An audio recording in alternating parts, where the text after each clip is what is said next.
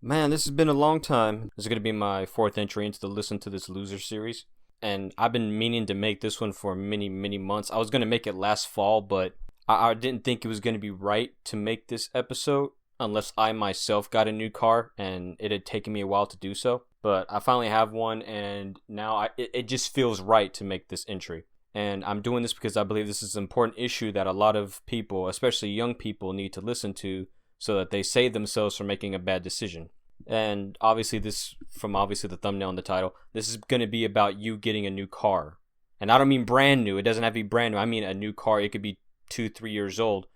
But this is pretty much an issue of people buying cars they can't afford, on loan, on credit, all that. Like, one interesting thing to point out, and the numbers may be a little skewed now because these numbers were from a couple years ago, but the American car debt amount these days is on average, like, for somebody getting a new car, their loan payments are anywhere from $450 to $500 a month.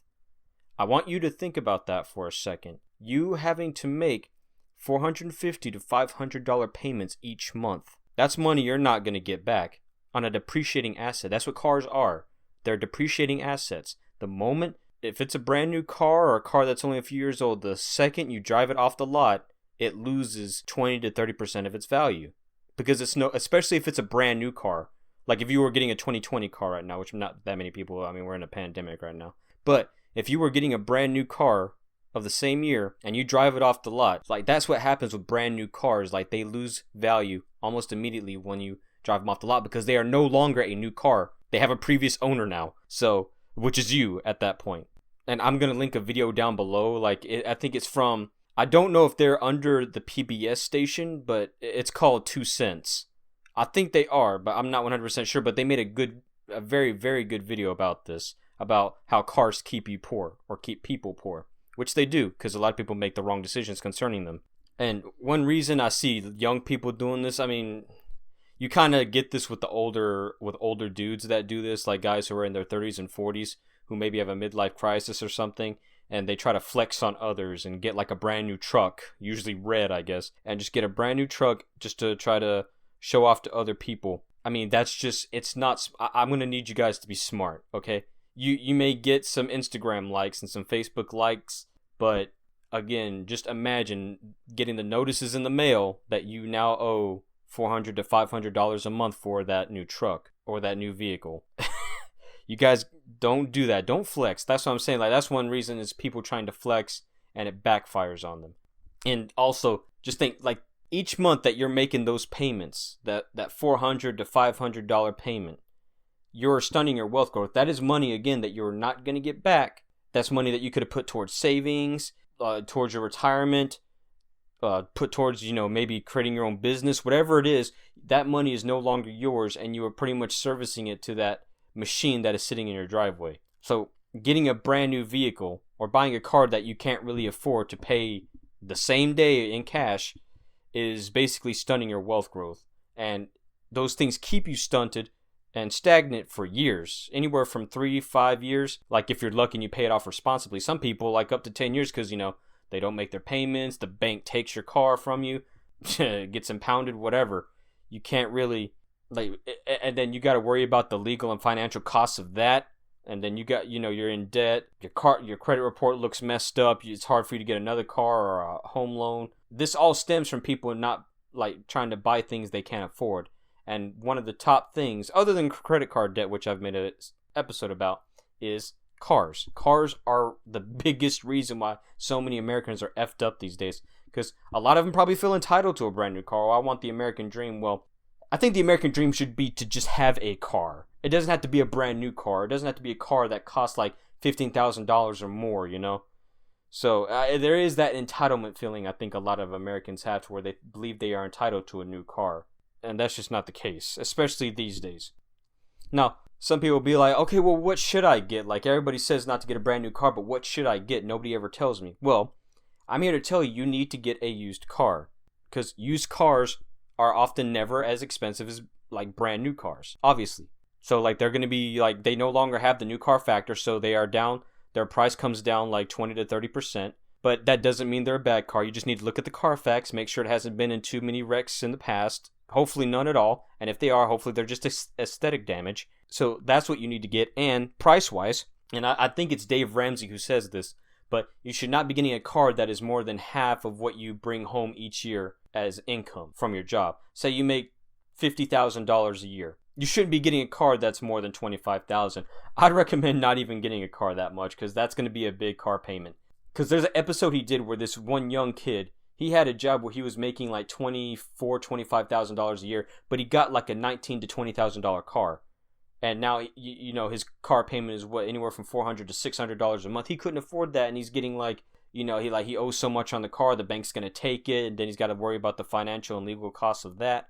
So I'm just saying, like, that was not smart. That was like, what, 80 to 85% of his yearly income? Don't do that. If you're making like $30,000 to $35,000 a year, you cannot be getting a car that's more than $15,000. You just can't. It's not good.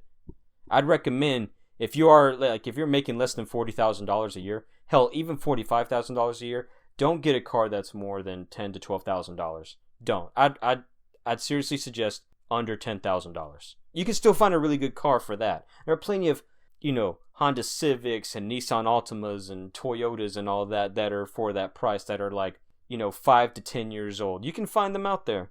But yeah, that's a good rule of thumb. Nothing that costs more than half your yearly income. Now, there is this big dispute, like, well, you know, if you can't afford to pay it in cash, you shouldn't get it at all. I half agree with that. Now, you can't really build credit that way, and you're kind of safe. Like, say, like, if you have a lot of savings, to where you can put down a large down payment and bring down the cost of the car and the loan, or which will bring down the cost of the loan, that way it's faster and easier for you to pay off with lesser monthly payments, then that's not as bad. You're just looking to build credit. It's kind of what I did. I took out a loan, but my loan is like almost a third of what my yearly income is, so I'm not worried about it. You know, I've had a car that way before. My first car was like a little over $5,000. This one's like a little under 10. So again, the whole loan and cash thing, if you can buy a car that's around $6,000 to $10,000 in cash, go for it. I would not dissuade you otherwise if you don't really care about credit. That's actually the perfect thing to do. Sure, that way you have nothing to worry about, no monthly payments. Like your monthly payment is $0 because you own the car. But loan wise, all the same as what I just said, don't ever take out a loan for a car that is more than half your yearly income. I even and again, my personal thing, if you're making under $40,000 to $45,000 a year, don't get a car that's more than $10,000. It's not a good idea. That rarely works out good, especially these days with the pandemic and the economy being like, you know, hanging on a thread. Now, some people are really hard-headed. They don't want to listen. And some people, like, maybe will find themselves in a good spot. Like, maybe you can majored in computer science and you're making $90,000 a year and you're really well off. Some people are like, oh, well, I worked hard. I really and, you know, I made it. I succeeded in a really hard major in college, and now I'm making a really good salary. I should be able to get a new car. This is my thing. If you're, like, very wealthy, if you do make a lot of money, now, again, this goes for each person. I would recommend still not trying to flex and put that money towards savings and retirement. But the only reason to really get a brand new car is if you're wealthy and money is no object to you, and $20,000 to $30,000 is nothing to you. All right, then go and get a new car. Nothing I say is gonna change your mind. So go ahead. I'm going to link some videos down below. Like, I'm definitely going to link that 2 cents video. I'm probably going to link like at least one Dave Ramsey video, maybe two, because I have my issues with Dave Ramsey. I think, you know, like with the whole Christian evangelical thing, like I you know, he's much more capitalist than me. You know, I mean, he's not that bad, but still, like, there are some things that do annoy me about him. But in terms of like debt and how he rants about credit cards and cars and all that kind of stuff, I do agree with him. Like 99% of the time with credit cards and cars and debt, I do agree with him. So I'm definitely going to link you a couple videos. He is somebody that you need to listen to if you are in debt, or if you're thinking about getting a new car or getting a credit card. He's somebody you should be listening to for sure. So I'm definitely going to link at least one video of his down below. You know, if you like this episode, if you found it helpful, that's my thing. Like, if you're young, like if you're under 30 years old, if you're under 25 years old, you really just don't be dumb. Do not get a brand new car if you're not making a lot of money, and really just be smart about that, because cars, it's student loans, credit cards, and cars that really can F up your life. So again, just be smart and this is an episode geared mostly towards young people, but this goes for pretty much anybody that's hard-headed. So if you did like this episode, please leave a like, subscribe if you want to, and thanks for listening.